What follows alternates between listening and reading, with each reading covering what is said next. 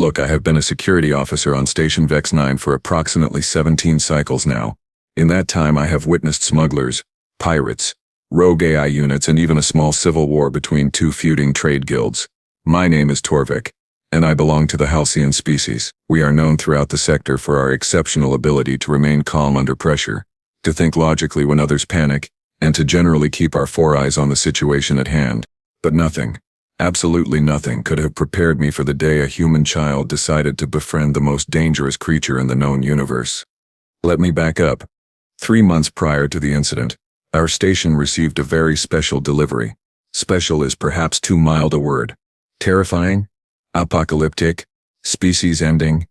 Yes, those work better. The Galactic Council had finally captured the creature known in hushed whispers across 1,000 worlds as the Galaxy Slayer Dragon. This absolute monster had destroyed 6 entire space stations, consumed the populations of 12 colony ships, and had somehow developed a taste for refined starship fuel. Do you have any idea how expensive that is? The economic damage alone was staggering. The Council, in their infinite wisdom, decided that our station would be the perfect place to hold this creature, while they debated what to do with it. Why? Because Vex 9 was remote, heavily shielded, and had the most advanced containment systems in 3 sectors. Also, I suspect, because if something went wrong we were far enough from any major population centers that the loss would be, quote, regrettable but manageable. Thanks for that vote of confidence, by the way. The creature arrived in a massive containment pod that took up an entire cargo bay. The thing was huge. I am talking about a beast that stood 20 meters tall when it bothered to stand, with scales that could deflect plasma fire, teeth the size of my torso, and eyes that glowed with an eerie green light that suggested intelligence. Malevolent, hungry intelligence. Station Commander Prila, a no-nonsense Vexian with more combat experience than the rest of us combined, made the rules very clear. No one, and she emphasized this point by slamming 3 of her 6 arms on the briefing table, absolutely no one was to go near the containment bay without explicit authorization, a full security escort, and a valid reason that did not include curiosity or I wanted to see it. We all agreed. We are not stupid. Well, most of us are not stupid. 6 weeks after the Dragon arrived, a human diplomatic vessel docked at our station. This was part of a cultural exchange program. The humans, having only recently joined the Galactic Council, were eager to learn about station operations, security protocols, and various alien species. In return, they offered to share their own unique perspectives and skills. Enter the humans. What they did not mention in their official documentation was that they were bringing children. Yes, children, offspring. Juvenile humans who had not yet developed the basic survival instincts that keep most sentient species alive past adolescence. The kids were energetic. That is the polite word. They ran when they should walk, touch things they should not touch, ask questions at a rate that made my translator unit overheat twice, and seemed to operate on a completely different understanding of danger than the rest of us. There were 5 of them, ranging in age from what I later learned was 8 to 14 cycles, or years as they call them. They were accompanied by 2 adult supervisors, a female named Dr. Martinez and a male named Commander Phillips. Both seemed competent enough, though I noticed they had this slightly frazzled look that I would soon learn was the permanent expression of any adult responsible for young humans. There was Tommy, a small human with brown hair who wanted to know if he could pet every alien he met. There was Lisa, slightly taller with glasses, who carried a data pad and took notes on everything. There was Marcus, athletic and confident, who kept trying to race other species down corridors. There was young Emma, quiet but observant, always watching everything with wide eyes. And then there was Jake. Oh, Jake. Jake was 10 years old, with messy blonde hair, green eyes, and an absolute lack of self-preservation instinct that bordered on supernatural. While the other children stayed relatively close to their supervisors, Jake wandered. While others asked permission, Jake simply acted. While others feared danger, Jake seemed magnetically attracted to it. On their second day, Jake somehow ended up in the engineering section asking our chief engineer Blorp about reactor containment fields. Blorp, bless his gelatinous heart, patiently explained that the fields were very dangerous and could vaporize you instantly, and please stop pressing random buttons. I should have seen the signs earlier. Jake nodded thoughtfully. Cool, he said. Just that. Cool. But the incident that should have, in retrospect, made us lock every door on the station occurred on day 9. Day 6 brought Jake to the medical wing where he asked Dr. Venn if she had any cool diseases he could look at. Dr. Venn, who is Clathian and therefore has no eyelids to blink in disbelief, simply stood there with her mouth open for a full 30 seconds before calling the human supervisors. On day 4, Jake was found in the weapons bay, examining our plasma cannons. Security officer Rixta nearly had all 3 of her hearts fail simultaneously. Jake just smiled and said he thought they looked neat. Jake, Commander Phillips was running down the corridor, his face red. Get away from there right now. I was doing my routine patrol when I heard shouting from the lower observation deck. I rushed over to find Jake standing at the window of the main containment bay, face pressed against the reinforced glass, staring at the Galaxy Slayer dragon with what I can only describe as wonder. But it is amazing, Jake said, not moving. Look at it, it is like a dinosaur but with extra heads. Defined situation, her voice crackled back. Extra heads? I looked closer. The child was correct. The dragon had apparently grown 3 additional heads since arriving on the station. No one had reported this. Fantastic. As if 1 head was not enough, I activated my comm unit. Commander Prila, we have a situation at Containment Bay 3. There was a pause. Which human child? The human child is observing the dragon. Jake. Another pause, longer this time. Of course it is. Get him away from there immediately. Commander Phillips finally reached Jake and pulled him back from the window. Jake, that thing is incredibly dangerous. It has killed thousands of beings. I know, Jake said, eyes still locked on the creature. But I bet it is just misunderstood. That it is really good at slaying? Jake offered. Misunderstood? The creature that had literally eaten a space station's entire population was misunderstood. Jake, I said, crouching down to his eye level. That creature is called a Galaxy Slayer. Do you know what that means? I opened my mouth, closed it, opened it again. What? Yes, exactly.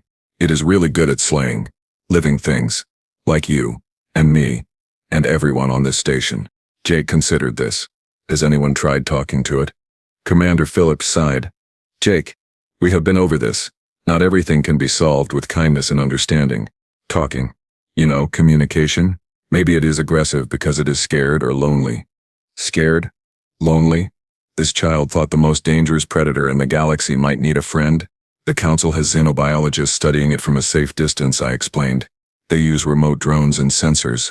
No one gets close. That is the problem, Jake said with the confidence of someone who had lived for exactly 10 years. How can you understand something if you do not get close to it? But have you tried? Jake pressed. Before either of us could respond, alarms blared throughout the station. Red emergency lights flooded the corridor. My comm unit erupted with panicked voices. All personnel, we have a containment breach in Bay 3. Repeat, containment breach.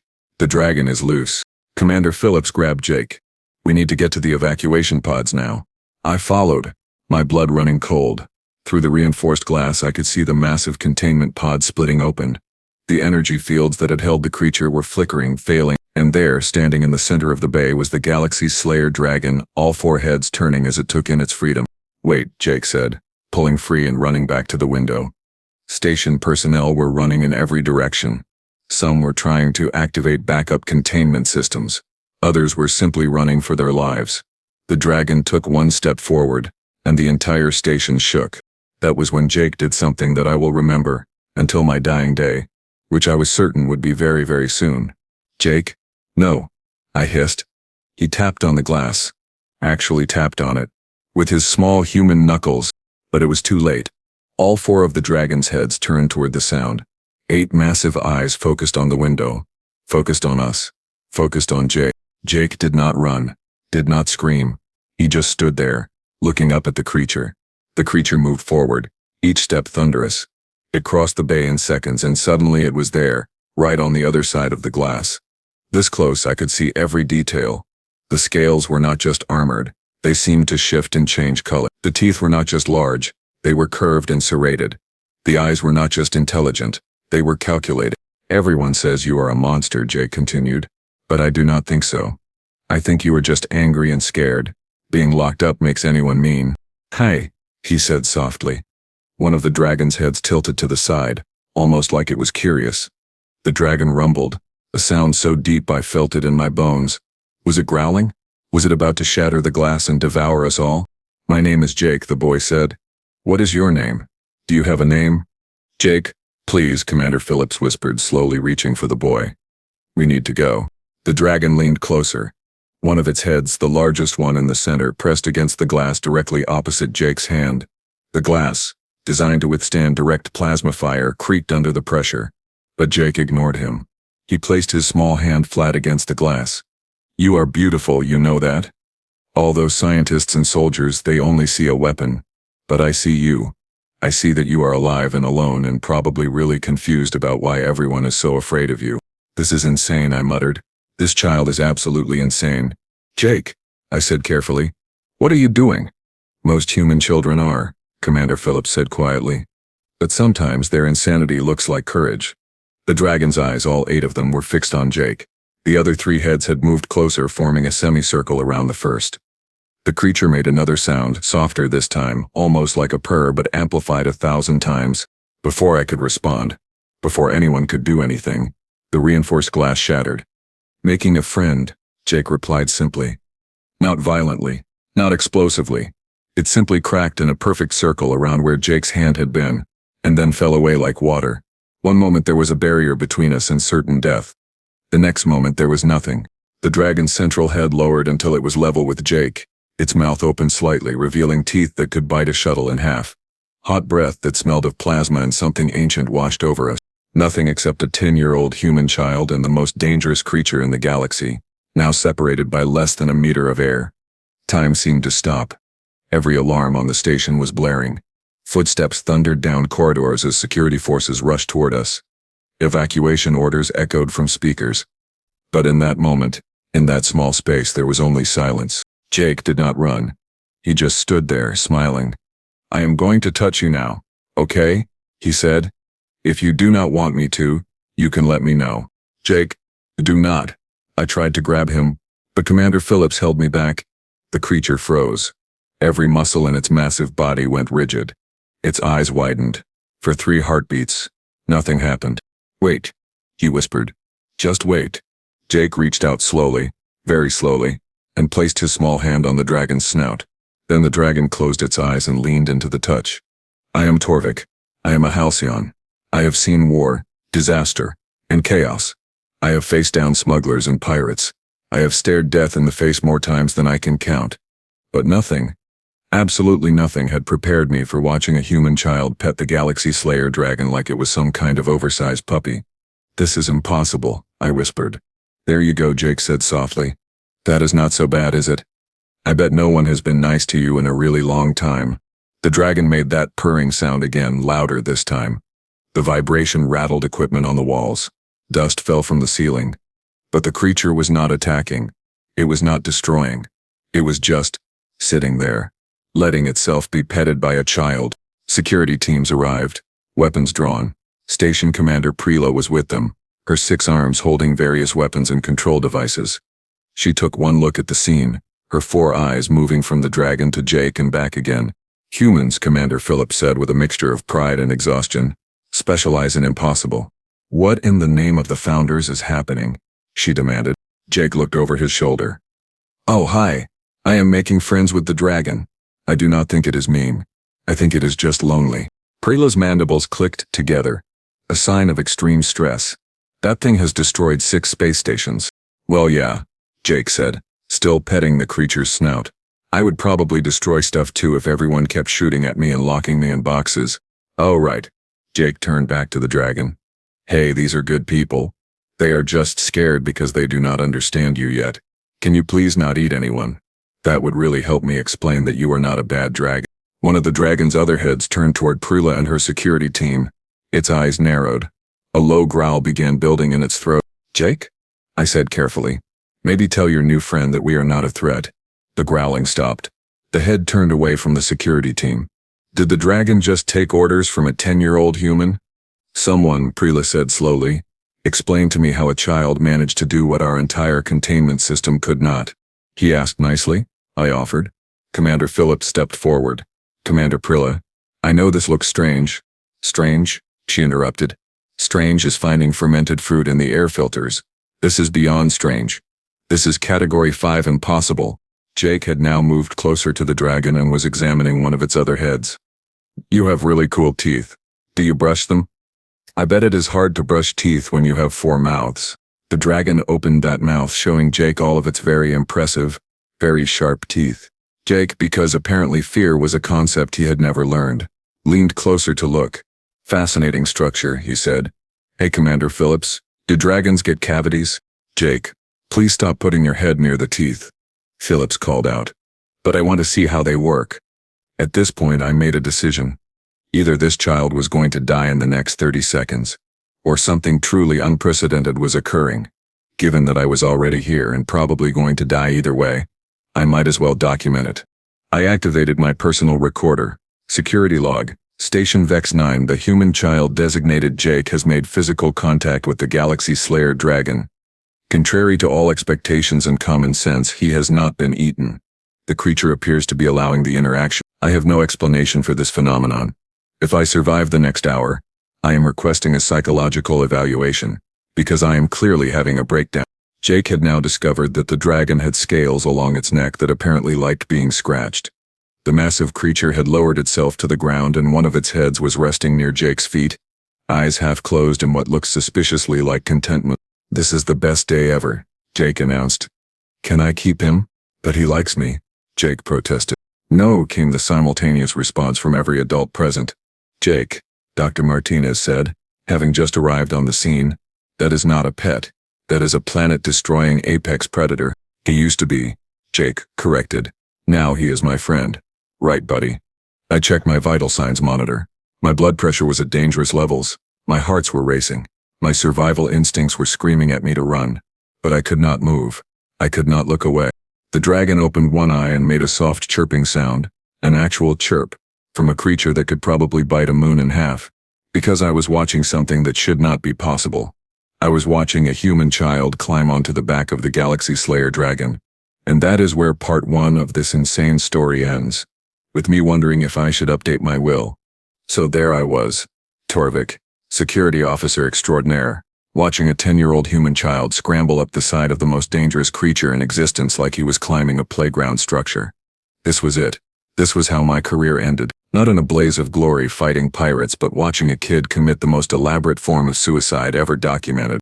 "Jake, get down from there right now." Dr. Martinez was trying to sound authoritative, but her voice had that edge of hysteria that I was feeling deep in my soul. "But he does not mind," Jake called back, now sitting comfortably between two of the dragon's four heads. "See? He is not even moving." This was true. The dragon was sitting completely still like a massive statue, allowing this tiny human to use its spinal ridges as handles. One of the heads had turned to observe Jake with what I can only describe as bemused tolerance. If I did not know better, I would say the creature looked almost pleased. Station personnel were gathering at a safe distance, word having spread that the apocalyptic containment breach had somehow turned into a petting zoo. I could see scientists from the xenobiology department frantically taking readings, their instruments probably screaming in confusion. "Welcome to humanity," Commander Phillips said with a tired smile. "We specialize in doing things that violate all known laws of probability and common sense." "This cannot be happening," Commander Prela muttered, lowering her weapons. "In 17 years of service I have never seen anything like this." One of them, a Krillian named Dr. Fex, pushed through the crowd. "This is unprecedented. The creature's aggression markers have dropped by 93%. Its neural patterns are showing signs of contentment. How is this possible?" "Kid has a way with animals," Commander Phillips said simply. "That is not an animal," Dr. Fex sputtered. "That is a Galaxy-class threat organism with documented hostility toward all sentient life." Jake corrected from his perch. "He was hostile. But that is because everyone kept trying to hurt him. Right, buddy?" The dragon rumbled in response. It was not an aggressive sound. It was more like agreement, which was impossible, which meant I was definitely having a mental breakdown. "Did that thing just respond to verbal communication?" I asked. "Apparently," Dr. Fex said, his scanning device beeping frantically. "The linguistic processing centers in its brain are showing activity. It is understanding him. It is actually understanding basic standard language." Commander Prela holstered her weapons with two of her arms while the other four crossed in frustration. All right. Let us all just take a moment to process the fact that a human child has accomplished what the entire Galactic Council could not. He has pacified the Galaxy Slayer dragon by being nice to it. Maybe it always could," Jake said, scratching behind what I assumed were the dragon's ears. "Though with four heads, Anatomy was confusing. Maybe nobody bothered to talk to it before. Everyone was too busy shooting. Technically, I just treated him like a person instead of a monster, Jake said. Works with most creatures. My dad taught me that. I made a mental note to meet Jake's father someday and ask him what kind of childhood produces offspring with absolutely no sense of self-preservation. Okay, Dr. Martinez said, taking a deep breath. Okay, Jake, honey, I am very proud of you for making a friend, but we need to figure out what to do now. The council was planning to either execute or permanently imprison this creature. The dragon's heads all snapped toward her at once. All 8 eyes narrowed. The temperature in the bay seemed to drop several degrees. He destroyed 6 space stations. I felt obliged to point out. Whoa, whoa, Jake said quickly, patting the dragon's neck. Nobody is executing anybody. That is not fair. He did not do anything wrong. The dragon's central head moved close to Jake and made a low, mournful sound. Jake listened intently, like he could actually understand. He says the first station tried to capture him for experiments. Jake translated. They used pain weapons. He defended himself. Then more stations came with more weapons, so he defended himself again. It just kept getting worse, because people attacked him first. Jake shot back. Right? Is that what happened? He told you all that? Dr. Fex was practically vibrating with excitement. This level of interspecies communication is extraordinary. He did not tell me exactly, Jake admitted, but I can feel it. He is scared. He has been scared this whole time. Everyone sees a monster, but he is just an animal trying to survive. Commander Prila's mandibles clicked together thoughtfully. If what the child says is true, then we have severely mishandled this situation. I am not saying we should, Prila replied. But clearly our previous approach was not working. Perhaps we need to reconsider our strategy. You think? Jake said with impressive sarcasm for a 10-year-old. One of the security officers, a young Vexian named Krell, spoke up nervously. Commander, even if the creature was acting in self-defense, it is still incredibly dangerous. We cannot just let it roam free. I have an idea, Jake announced. What if he stays here but not in a prison? What if he has a habitat where he can move around? And what if I visit him every day to make sure he is okay? But Dr. Martinez. Absolutely not, Dr. Martinez said immediately. Too late, Jake said cheerfully. We are already best friends. Right, buddy? Jake, your parents sent you on this diplomatic mission to learn about space station operations, not to become best friends with a world-ending predator. The dragon nuzzled Jake with one of its heads, nearly knocking him over. The child actually laughed while sitting on top of a creature that could swallow him whole without chewing. I checked my recorder. Security log update. The situation has somehow become even more bizarre. The human child has proposed keeping the dragon. I am beginning to suspect this is an elaborate hallucination brought on by contaminated food in the cafeteria. You want to use a child as a dragon handler? Prilla asked incredulously. It is not a hallucination, Commander Phillips said. Though I wish it were. Look, Commander Prila, I know this is unconventional, but Jake might be onto something. If the creature responds this well to positive interaction, maybe we can establish a containment solution that does not involve force. Yes, and clearly it works better than plasma weapons and force fields, Phillips replied. His method is literally just being nice, I pointed out. Not permanently, but maybe during our stay here Jake could help establish a baseline of trust. Then we could train proper handlers using his methods. Dr. Fex was nodding enthusiastically. From a xenobiological standpoint, this could revolutionize how we approach hostile megafauna. If we can establish communication protocols, can we maybe focus on not dying first? I interrupted. The dragon is calm now, but what happens when it gets hungry, or angry, or decides that Jake is not as interesting as it thought? As if on cue, the dragon's stomach rumbled. Loudly, the sound echoed through the bay like thunder. All 4 heads turned toward the storage area where we kept the refined fuel that the creature apparently loved. That fuel cost more than this entire station. Prilla protested. Oh no, I said. He is hungry, Jake announced. Can we feed him? So you would rather risk him getting hangry and eating everyone? Jake asked. Hangry? What in the founders was hangry? It means angry because of hunger, Commander Phillips explained, seeing my confusion. It is a human term. Unfortunately, it applies to most species, including apparently Galaxy Slayer dragons. The dragon was now staring at the fuel storage with all 8 eyes. Drool, actual glowing drool, was dripping from one of its mouths. Jake whooped with joy. You hear that, buddy? Dinner time. Fine. Prilla threw two of her arms up in defeat. Feed the apocalypse beast. Put it on the council's expense account. If they want to complain, they can come here and argue with it themselves. Station personnel, working under Jake's enthusiastic direction, set up a feeding station. The dragon, still carrying Jake on its back like some kind of bizarre mount, followed the fuel containers with the focus of a predator stalking prey. Several crew members fainted. 2 quit on the spot. 1 tried to claim this was a violation of his contract and demanded hazard pay. But Jake kept talking to the dragon, keeping it calm, explaining what was happening. And incredibly, impossibly, the creature listened. What followed was possibly the strangest hour of my life. And remember, I had already watched a child climb on a dragon, so the bar was pretty high. The dragon moved to the designated area and began consuming the fuel. The sound was horrific, like metal being dissolved in acid, but the creature seemed happy. Jake had climbed down and was sitting safely to the side, watching with obvious delight. "Okay, so you are going to eat over there," Jake explained, pointing to a reinforced area. "And you need to be careful not to break anything, because Commander Prilla already looks like she is going to have a stress-induced molt." I looked at Prilla. Her carapace was indeed showing signs of stress cracking. Dr. Fex was recording everything. The child is correct. This creature is exhibiting advanced cognitive functions.